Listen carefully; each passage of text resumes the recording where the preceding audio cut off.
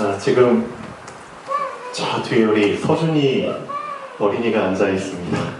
자, 서준이가 6살인가요? 네, 6살이네요. 자, 아직도 6살. 괜히 서준이가 앉은 건 아닌 것 같고요. 또 하나님께서 우리한테 우리 서준이 어린 아이를 통해서 뭔가를 깨닫게 하시려고 앉게 하신 것 같습니다. 지난주 말씀에서 지난주 말씀에 가장 붙잡아야 될 핵심이 뭐였냐면요. 하나님은 나를 넘어가신다. 자, 그렇게 말씀드렸죠. 내가 아무리 못난 부분이 있어도, 그렇죠? 딴 사람들이 나를 절대 용서 못하는 그런 부분이 있어도, 나에게 엄청난 결핍된 부분들, 그렇죠? 그런 게 있어도 내가 아무리 큰 죄를 지었다고 해도 사람들은 나를 못 넘어갈 수 있지만 하나님은 나를 넘어가신다. 내 조건이 있다는 거죠. 내 안에 무엇을 보시고, 내 안에 무엇을 보시고? 예수 그리스도를 보시고. 사도 바울은 그래서 이것을 절대 놓치지 말라고 합니다. 하나님의 자녀들한테 꼭 붙잡아야 될 게 있다. 너희가 하나님의 성전인 것과 하나님의 성령이, 우리 주 예수 그리스도 하나님의 성령이 너희 안에 거하시는 것을 너희가 알지 못하느냐. 그것을 절대 놓치지 말라고 사도 바울은 얘기합니다. 그렇죠?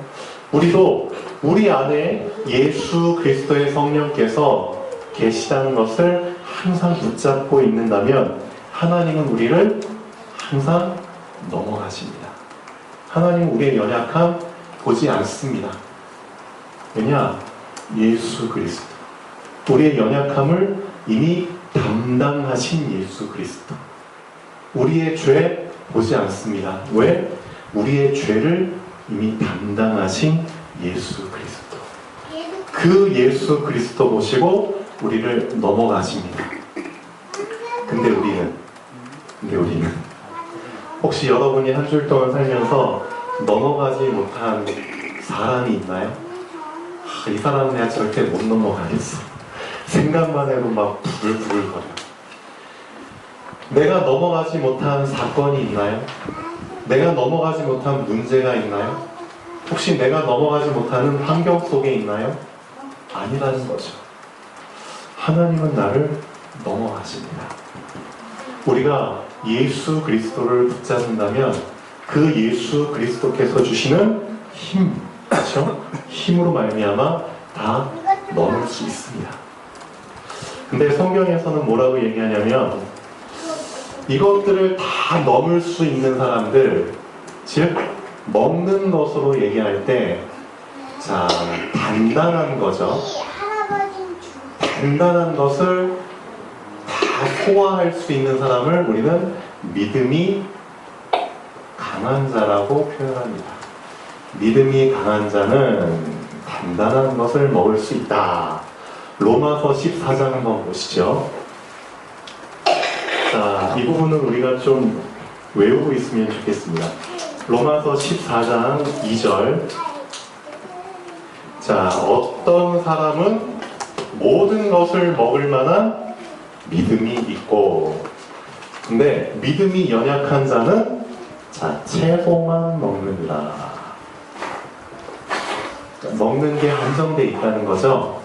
믿음이 강한 사람은 다 넘어갈 수 있다는 겁니다. 내 앞에 어떤 사람이 있어도, 어떤 사건, 문제, 환경이 놓여져도 다 넘어갈 수 있다는 겁니다. 하나님께서 우리를 넘어가시는 것처럼 믿음이 강한 사람은, 그렇죠? 예수 그리스도를 강하게 붙잡고 있는 사람은, 그렇죠? 그 예수 그리스도 붙잡고 다 넘어갈 수 있다는 겁니다. 그런데 믿음이 약한 사람은 넘어갈 수 있는 게 한정되어 있다는 거죠. 그렇죠? 다 다 소화할 수 있는 게 아니라 그냥 제한적이라는 거죠. 내가 넘어갈 수 있는 게 제한적이야. 어떤 건 넘어갈 수 있는데 어떤 건 못 넘어가. 그렇죠? 여러분은 어떻습니까? 하나님께서 우리에게 말씀을 주실 때요, 말씀을 주실 때 어떻게 주시냐면은 말씀을 큰 덩어리로 주십니다. 덩어리. 그렇죠? 우리가 케이크를 살 때도 케이크 큰 덩어리로 이렇게 사잖아요. 그렇죠? 큰 덩어리로 주시는데 중요한 거는 이것을 잘게 쪼개가지고 먹어야 된다는 거죠. 큰 상태로 먹을 수가 없다는 겁니다. 제가 얼음을 되게 좋아하는데요. 얼음을 입에 넣으면은 잘게 부셔서 먹어야 되잖아요. 근데 언젠가 한번 그 얼음을 그냥 삼킨 적이 있었어요. 그냥 삼키는데 와, 얼마나 고통스럽던지. 그 큰 얼음이 목구멍에 그냥 걸려서 그냥 쭉 내려가는데 되게 막 고통스럽더라고요. 근데 어쨌든 한참 있다가 얼음이 녹는 그런 느낌이 나서 좀 괜찮아졌는데, 진짜 하나님의 말씀을 우리가 받을 때는 사실상 큰 덩어리로 받습니다. 근데 문제는 뭐냐면은 많은 하나님의 자녀들이 그 큰 덩어리로 받은 말씀을 소화를 못 시킨다는 거죠. 소화를 못 시킨다는 게 무슨 뜻이냐? 실제 우리가 하나님의 말씀을 받고 이제 현장에 나가요. 하나님의 말씀을 받고 이제는 살아가요. 근데 실제 현장에서, 우리가 사는 삶의 현장에서 많은 문제들이 생겨요. 그렇죠? 일들이 생겨요. 많은 것들이 부딪혀요. 근데 그 부딪히는 현장 속에서 말씀이 나에게 적용이 안 된다는 겁니다. 말씀이 적용이 안 돼요. 이해되시나요?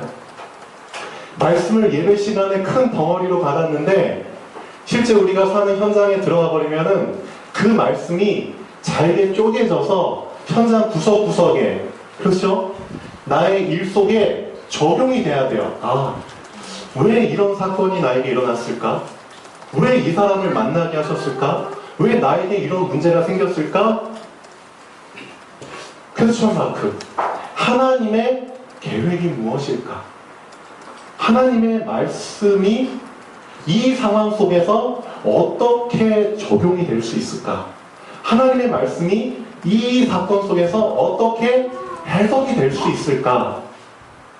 여기까지 생각이 미쳐야 되는데 우리가 청소를 하더라도 대충대충 하고 막 구석구석 안 해버리면은 딱 보면은 다 보이잖아요. 음식점에 갔는데 그릇이 딱 나와요.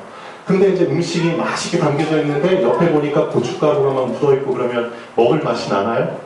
안 나죠? 그런 것처럼 청소를 하더라도 구석구석 하면 기분이 좋죠. 음식을 먹더라도 깨끗한 접시 위에 딱 올려져 오면은 더 맛있게 보이잖아요. 근데 하나님의 말씀을 큰 덩어리로 받았는데 그 말씀을 우리가 잘게 쪼개서 구석구석, 우리의 삶의 현장 구석구석에 적용을 못한다는 겁니다. 그 말씀이 그냥 내 안에 들어오긴 했는데 소화가 안 된 상태로 있어요. 얼마나 답답할까요? 그러니까 문제 딱 터져버리면 당장 어떤 생각 들죠? 하나님의 말씀하고는 상관없이 그냥 멍 때리는 상태로 돼버리죠. 어떻게 해야 되지? 어떻게 해야 되지? 그리고 불신앙하죠. 불신앙하게 돼요. 그리고 자꾸 사람한테 도움 얻으려고 하고요. 본능적으로 하나님 원망하게 되죠. 하나님의 계획을 구하기보다는 하나님 원망하게 됩니다. 자, 오늘 본문에도 마찬가지거든요. 이스라엘 백성이 이제 10가지 재앙을 통해서 이제 해방됐어요. 쫙 애굽을 빠져나왔어요. 근데 바로 앞이 홍해예요. 근데 바로 뒤에 바로의 군대가 총동원돼서 쫓아오고 있어요. 전국에서 동원한 그 병마들 있잖아요. 병거들. 그렇죠? 말이 끄는 그런 전차들. 수백 대를 끌고 모든 군인들 총 동원해가지고 따라옵니다. 수십만 명. 그렇죠? 애, 어른까지 다, 여자들까지 합치면 수백만 명 되겠죠. 그 사람들 다 죽이려고 따라와요. 그때 이스라엘 백성들이 한참 기쁜 마음으로 앞을 보고 가다가 뒤를 보니까 저기 뒤에서 죽이려고 따라오는 걸 봐요. 그때 이스라엘 백성들의 첫 반응이 뭐였을까요? 아, 하나님의 계획이 뭐지? 하나님의 계획이 뭘까? 그랬나요? 뭐 먼저 했죠? 뭐 먼저 했죠? 원망 먼저 했죠? 한번 보시죠. 그러니까 이스라엘 백성들이 하나님의 말씀과 하나님의 계획을 소화를 못한 겁니다. 그렇죠? 소화를 못한 상태에서 그냥 쭉 가다가 문제 앞에 딱 터져버리니까 이걸 소화를 못해버리고 체해버린 거죠. 그러니까 당연히 체하면 답답하잖아요. 자, 이스라엘 백성이 어떻게 원망했는지 한번 보시죠. 본문 3번에 보면 바로가 가까이 올 때에 이스라엘 자손이 눈을 들어 본즉 애국 사람들이 자기들 뒤에 이른지라. 자, 이스라엘 자손이 심히 두려워하여 여호와께 부르짖고 그들이 또 모세에게 이르되. 자, 모세를 지목해서, 사실 하나님을 지목해서 원망하는 거죠. 애굽에 매장지가 없어서 당신이 우리를 이끌어내어 이 광야에서 죽게 하느냐? 어찌하여 당신이 우리를 애굽에서 이끌어내어 우리에게 이같이 하느냐? 우리가 애굽에서 당신에게 이른 말이 이것이 아니냐? 이르기를 우리를 내버려 두라. 즉 하나님의 인도하심을 완전히 원망하는 겁니다. 거절하는 겁니다. 우리를 내버려 두라. 우리가 애국 사람을 섬길 것이라 하지 아니하더냐. 애국 사람을 섬기는 것이 광야에서 죽는 것보다 낫겠노라. 우리도 이렇습니다. 하나님의 말씀을 우리가 소화하지 못하고 그냥 큰 덩어리로 받은 상태로 바로 현장에 나가버리잖아요. 그럼 우리 앞에 이런 문제가 올 때 우리도 이스라엘 백성과 똑같이 하나님 원망할 수밖에 없습니다. 그걸 성경에서 뭐라고 얘기하느냐? 저 뒤에 앉아있는 서준이처럼 어린아이다. 나이는 50, 60, 70 엄청 먹었는데, 그렇죠? 우리의 믿음의 수준은 이런 상황도 소화 못할 어린아이다. 그럼 어떻게 해야 되나요? 어떻게 해야 되나요? 자, 말씀을 받은 사람은 그 다음에 할 일이 있습니다. 어떤 일이죠? 아, 이제는 말씀을 소화해야겠구나. 소화시키려면은 말씀을 잘게 씹어야겠구나. 그렇죠? 잘게 씹어야 됩니다. 그리고 삼켜야겠죠. 자, 하나님의 말씀을 받은 사람들은 꼭 이 과정이 필요합니다. 아, 말씀을 큰 덩어리로 받은 상태로 그냥 가만 놔두면 안 되는구나. 이 말씀을 잘게 쪼개서 나의 현장의 구석구석에 적용을 해야겠구나. 자, 이런 이제는 도전을 하셔야 됩니다. 말씀을 받고 그냥 끝내버리시면 안 됩니다. 그러면 그 사람은 평생 어린아이로 살다가 그냥 가는 겁니다. 믿음이 강한 자는 모든 것을 먹을 만한, 그렇죠, 단단한 그게 있습니다. 그래서 말씀이 구석구석에 흘러 들어갈 수 있도록. 자, 하나님이 우리에게 구원의 방주에 딱 올라탈 수 있도록, 들어갈 수 있도록 하셨습니다. 방주에 들어갔어요. 자, 그 방주를 타고 자, 이제 여행을 갑니다. 자, 바닷물이 잔잔할 때는 얼마나 좋아요. 배를 타고 유람하는 것처럼 너무 좋죠. 유람선 타보셨나요? 네, 강릉에서 몇 년 전에 강릉항공가요? 거기서 유람선 타더라고요. 그래서 한번 타본 적이 있습니다. 되게 좋더라고요. 그냥 잔잔하게 이제 배가 이끄는 대로 가는데 너무 좋아요. 근데 있잖아요, 바닷물이 그냥 항상 잔잔하나요? 아니죠. 바람이 불고 풍랑이 치면은 바닷물만 요동칩니다. 자, 그럼 배가 출렁출렁 거릴 수 있겠죠. 분명히 구원은 받았어요. 방주 안에 들어갔다는 것은 구원을 받았다는 겁니다. 근데 문제는 뭐냐? 방주가 항상 잔잔할 수는 없다는 거죠. 방주를 흔들게 만드는 풍랑이 일 수 있다는 겁니다. 구원은 받았지만, 그렇죠? 방주 안에서 배가 막 흔들거리면 오버히트, 토할 수도 있고, 그렇죠? 멀미할 수도 있습니다. 그래서 방주 안에 올라탄 사람은 두 번째, 뭘 하셔야 되느냐? 잔잔한 상태로 가다가 혹시라도 막 풍랑이 인다. 그럼 앞으로 갈 수 없잖아요. 그럼 이 방주는 어떻게 해야 됩니까? 닻을 내려야죠. 깊게 닻을 내려야 됩니다. 닻을 내린 방주와 닻을 내리지 않은 방주는 어떤 차이가 있죠? 닻을 내린 방주는 풍랑에도 편안하게 잡아주기 때문에 흔들리지 않습니다. 근데 닻을 내리지 않으면은 그렇죠. 이리저리 막 흔들거립니다. 구원은 받았지만 이 안에서 막 멀미 나고 토하고 그렇죠. 누워있고 쓰러지고 구원은 받았지만 그래서 많은 구원받은 사람들이 인생의 풍랑이 올 때 여기저기 막 흔들거리고 쓰러지고 합니다. 구원은 받았지만 신분은 변하지 않아요. 그렇지만 인생이 힘들죠. 하나님께서는 방주 안에 들어온 사람들에게 두 번째로 붙잡을 것을 말씀하고 계십니다. 히브리서 한번 보시죠. 꼭 붙잡길 바랍니다. 자, 히브리서에 보시면은 6장 17절에서 19절까지입니다. 두 번째 우리가 붙잡아야 될 게 뭐냐? 방주 안에 들어왔으면 이제는 뭘 내려라? 견고한 닻을 내려라. 그렇죠? 어디에 소망을 두고?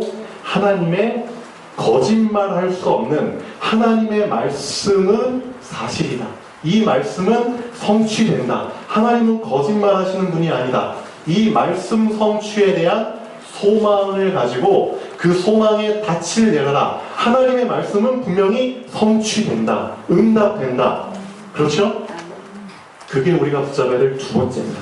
구원받은 자가 방주 안에서 흔들리지 않으려면 말씀에 대한 소망, 말씀에 대한 강력한 확신, 그게 닻이라고 표현을 하고 있습니다. 한번 보시죠. 히브리서 6장 17절에서 19절까지 하나님은 약속을 기업으로 받는 자들에게 그 뜻이 변하지 아니함을 충분히 나타내시려고 그 일을 맹세로 모증하셨나니 이는 하나님이 거짓말을 하실 수 없는 이 두 가지 변하지 못할 사실로 말미암아 앞에 있는 소망을 얻으려고 피난처를 찾는 우리에게 큰 안위를 받게 하려 하십니다. 우리가 이 소망을 가지고 있는 것은 영혼의 닷 같아서, 그렇죠? 밑줄 그으시면 영혼의 닷 같아서 튼튼하고 견고하여 휘장 안에 들어가다니. 그렇죠? 이게 우리가 붙잡아야 될 두 번째입니다. 내가 구원받은 사실이 확실하다면, 내가 방주 안에 들어온 것이 확실하다면 이제는 풍랑이 일 때 흔들리지 말고 영혼의 닻을 내려라. 하나님의 말씀에 닻을 내리는 겁니다. 그렇죠? 하나님의 말씀은 이 문제에 흔들리지 않아. 그렇죠? 하나님의 말씀은 이 사건, 이 환경에 흔들리지 않아. 하나님의 말씀은 막히지 않아. 하나님의 말씀은 성취돼. 하나님은 거짓말하시는 분이 아니야. 너는 이 거짓말하는 세상을 붙잡을래? 거짓말하지 않는 하나님의 말씀을 붙잡을래? 그렇죠? 두 번째. 자, 이 두 번째를 붙잡다 보면은 하나님의 말씀을 그 상황 속에서, 나의 문제와 사건 속에서 조금씩 붙잡다 보면은, 자, 말씀이 구석구석 이제 흘러가는 것을 느끼게 됩니다. 자, 여러분 건강에 참 관심이 많잖아요. 보시면 되게 그 심각한 병이 있는데 어떤 병이 있냐면 피가 이제 우리 몸 안에서 이제 혈관을 통해서 이제 온몸으로 다 구석구석 흘러가거든요. 근데 당뇨가 있으신 분들이나, 그러니까 당뇨가 좀 심한 분들이나 그 혈액 순환이 잘 안 되시는 분들 있잖아요. 그런 분들한테는 자, 굵은 혈관을 통해서는 피가 잘 흘러가요. 근데 이게 이제 잔뿌리처럼 혈관이 이제 굵은 혈관을 통해서 얇은 혈관들이 이렇게 막 이제 퍼져나가거든요. 온몸으로.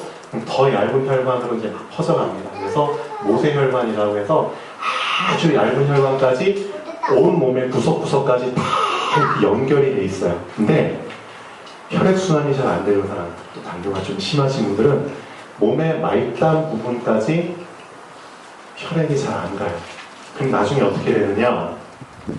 공급이 안 되니까 여기에서 이제 점점점 세포들이 영양분을 못 받으니까 이제 죽어요. 그래서 괴저라는 현상이 생깁니다.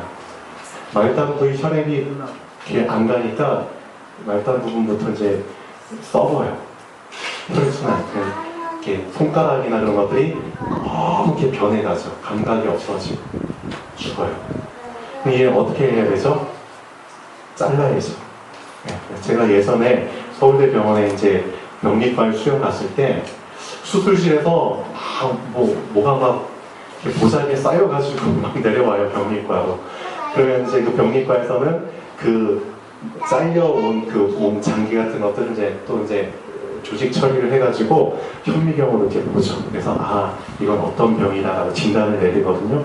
근데 막 수시로 막 손가락 잘려오고 막 발가락 잘려오고 어떨 때는 다리가 그냥 잘려오고 그런 것들을 보면서 참 온 몸에 피가 잘 공급이 돼야지 참 건강한 건데 그렇지 못하면 참 힘들겠구나라는 생각을 해봅니다. 우리 육신도 그런데 그렇죠? 영혼의 구석구석에 말씀이 흘러 들어가지 않으면 참 힘들겠구나라는 생각을 해봅니다. 예.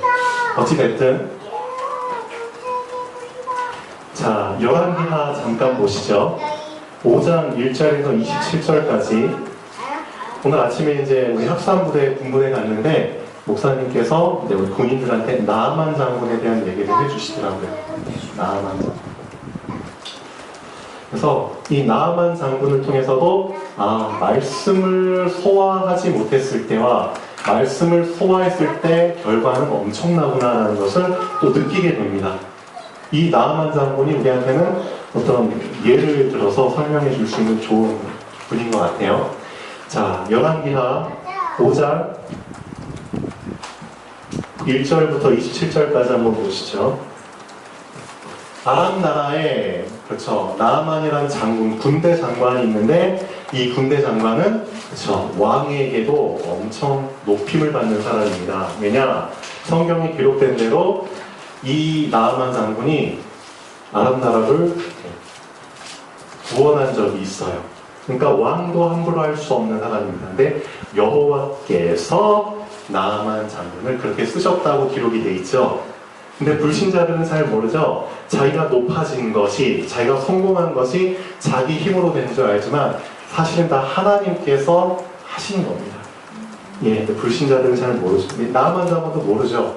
자기가 잘나서 아람 나라를 구원한 것으로 생각하지만 성경은 기록하고 있습니다. 여호와께서 나아만을 쓰셨다고 말씀하시죠. 근데 나아만 장군한테는 어떤 병이 있었느냐? 문둥병이 있었다는 거죠. 근데 이 문둥병은 옷을 벗지 않으면 절대 안 보입니다. 평소에는 이 나아만 장군은 그렇죠, 아주 멋있는 갑옷을 입고 있죠. 그러면 사람들과 군인들은 이 나아만 장군의 갑옷 입은 모습밖에는 못 봅니다. 근데 나아만 장군이 집에 가면은 갑옷을 벗겠죠. 그럼 그 갑옷 벗은 모습을 집에 있는 자녀들과 식솔들은 보겠죠. 근데 사마리아에서, 이스라엘에서 잡혀온, 포로로 잡혀온 어린 여종이 이 나아만 장군의 벗은 모습을 알고 있겠죠. 우리 주인님은 문둥병이야. 그렇죠? 근데 이 어린 여종은 뭘 알고 있었느냐? 내가 잡혀온 우리나라 땅, 이스라엘 땅에는 이 병을 고칠 수 있는 유명한 선지자가 한 분 계셔. 엘리사라는 선지자야. 이분을 통해서 우리 주인님이 병을 고침받으면 좋겠다. 기회를 가서 주모한테 얘기를 하죠. 그러니까 그 주모가 그 얘기를 전해도 또 누구한테 얘기했을까요? 또 와이프, 사모님한테 얘기를 했을 거고, 사모님은 또 나아만 장군에게 얘기를 했겠죠. 그 얘기를 듣고 나아만 장군이 그냥 흘려버렸을까요? 아니죠. 이 병이 나올 수 있다고 하는데 조금이라도 신락 같은 희망이 있다면 저는 아마 했을 거라고 봅니다.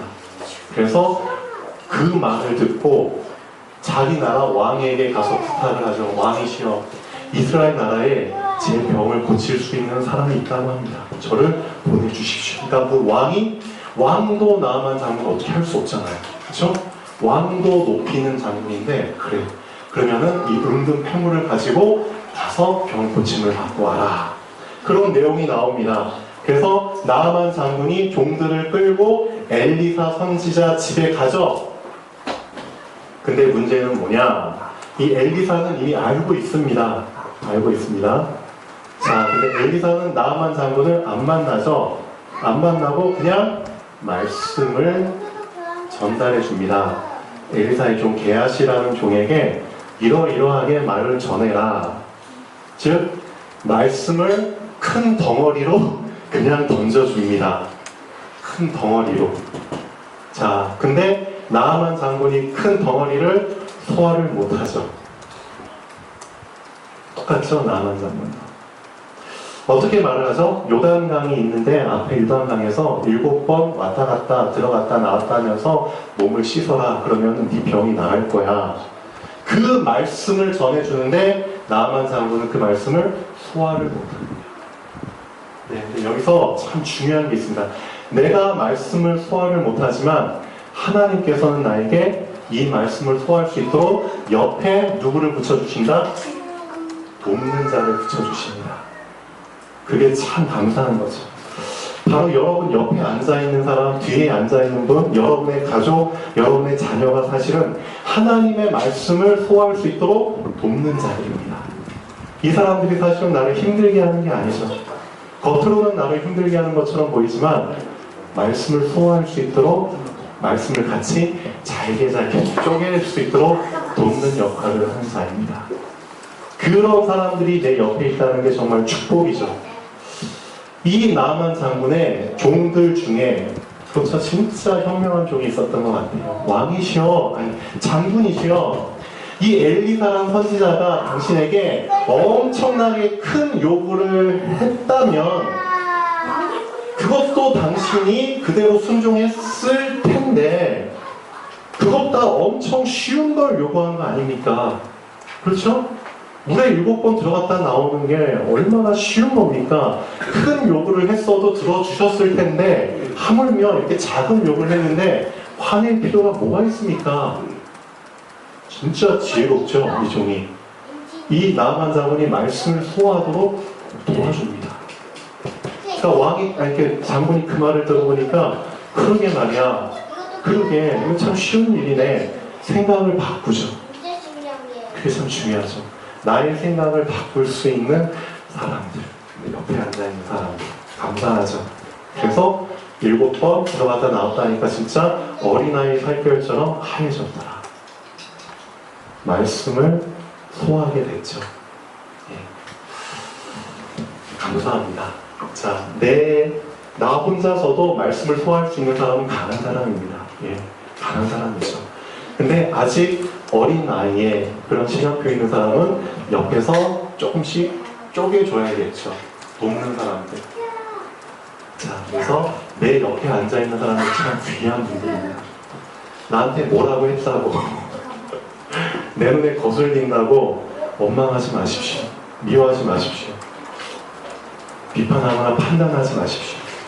생각을 바꿔보세요. 아, 내가 말씀을 소화할 수 있도록 나를 돕는 자다. 그래서 저도 항상 제 와이프한테 감사합니다. 자, 그런데 자, 이스라엘 백성이 지금 눈앞에서 하나님 원망하죠. 말씀 소화 못하죠. 그때 말씀 소화할 수 있도록 앞에 누가 나서죠? 모세가 나섭니다. 엄청나죠. 이스라엘 모든 백성이 말씀 소화하지 못하고 다 일제히 모세와 하나님 향해서 원망하고 있는데 그때 이 모세가 나와서 말씀을 소화하도록. 멋있죠? 어떻게 소화하도록 하죠? 자, 그게 중요하죠. 모세가 뭐라고 합니까? 모세가 백성에게 이르되 너희는 두려워하지 말고 가만히 서서 여호와께서 오늘 너희를 위하여 행하시는 구원을 보라. 너희가 오늘 본 애국 사람을 영원히 다시는 보지 아니하리라. 여호와께서 너희를 위하여 싸우시리니 너희 순간에 위기의 순간에 돕는 자들이 해야 될 거는 딱 하나입니다. 말씀 붙잡도록 도와주는 겁니다. 말씀 붙잡도록.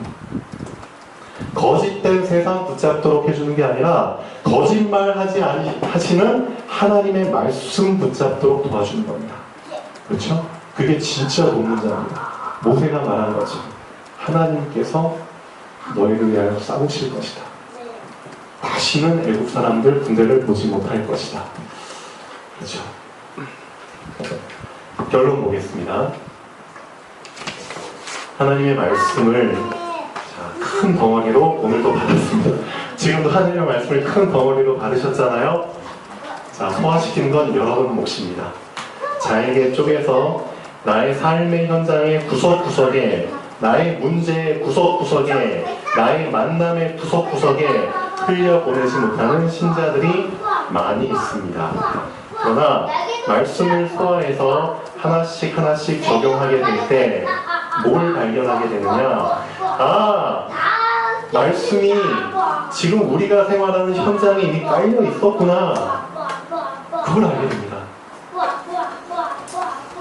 예전에는 말씀이 현장에 보이지 않았거든요. 근데 내가 이제 말씀 붙잡고 하나씩 하나씩 현장에서 적용하려고 이제 시도를 했어요. 그럼 맛을 보니까 이제는 어떤 눈이 열리냐면요. 아, 이미 내가 살고 있는 현장에 말씀이 이미 깔려 있었구나. 근데 내가 그걸 보지 못했을 뿐입니다. 이미 그 성취되는 말씀은 이미 내 현장에 흘러가고 있었구나. 근데 내가 그 흐름을 타지 못했을 뿐입니다. 이미 하나님 나에게 응답을 주신 겁니다. 그 주신 응답의 현장에 나를 보내주셨는데 내가 보지 못했을 뿐이고 내가 흐름을 타지 못했을 뿐입니다. 여호와 이레의 하나님, 이미 준비하시고 불러주시는 하나님이라는 사실을 내가 몰랐을 뿐입니다. 근데 이 말씀을 이제 구석구석 한번 적용해보자. 아, 하나님의 계획이 뭐지? 이 사건 속에 감춰진 하나님의 뜻이 뭘까? 아, 하나님의 말씀을 이 만남 속에서 어떻게 적용할 수 있을까? 그 생각만 했을 뿐인데 이제 눈이 열리기 시작하죠. 아, 하나님의 말씀이 이미 현장에 깔려 있었구나. 네. 하나님은 우리가 그 흐름을 탈 수 있도록 옆에 돕는 자들을 붙여주십니다. 그래서 우리 한옥희 어머님, 이영훈 어머님도 집에서 또 현장에서 돕는 분들, 특히 옆에 앉아 계신 우리 정재숙 권사님과 김백숙 권사님이 우리 두 어머님들을 엄청 돕고 계시죠. 우리 김상현 집사님. 우리 어머님들도 사실상 말씀을 소화하지 못하는 부분들도 많을 거예요. 근데 그런 부분들을 소화할 수 있도록 옆에서 우리 따님들이 그렇죠? 따님들, 우리 아드님이 도와주고 계시고 윤경원 집사님과 옆에 앉아 계신 귀한 분들입니다. 서로가 말씀을 소화할 수 있도록 돕는 자의 역할을 하고 계십니다. 소중한 분들입니다. 그래서 오늘 말씀 정말 붙잡으시기 바랍니다. 정말 이제는 말씀을 덩어리로 받고 끝내지 말자. 덩어리로 받고 체하지 말자. 이 말씀을 조금이라도 잘게 부셔서 소화하자. 이 말씀이 구석구석에 흘러갈 수 있도록 한번 도전해보자. 자, 기도하겠습니다. 살아계신 하나님 아버지 정말 감사합니다.